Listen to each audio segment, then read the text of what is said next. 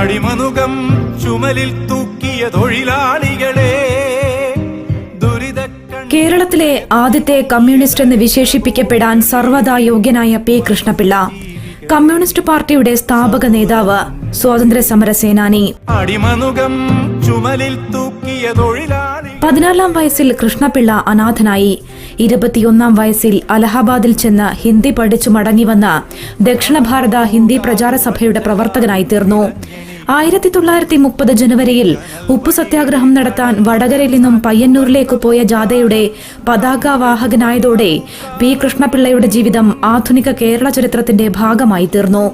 1906 August 19 മുതൽ 1948 August 19 വരെ 42 വർഷം നീണ്ട ഇതിഹാസ തുല്യമായ ആ ജീവിതത്തിൽ സഖാവ് ചിന്തിച്ചതും പ്രവർത്തിച്ചതും ജീവിച്ചതും കമ്മ്യൂണിസ്റ്റ് പാർട്ടിക്ക് വേണ്ടിയായിരുന്നു, തൊഴിലാളികൾക്ക് വേണ്ടിയായിരുന്നു എന്ന് നിസ്സംശയം പറയാം.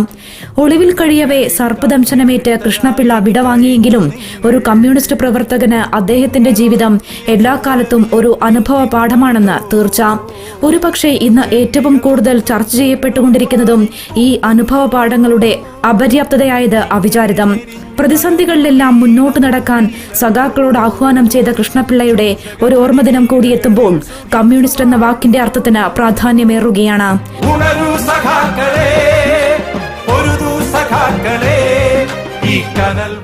ഓർമ്മകൾ ഉണ്ടായിരിക്കണം. News desk, Asianet radio. നമ്മുടെ ചുവന്ന പൂക്കാലം.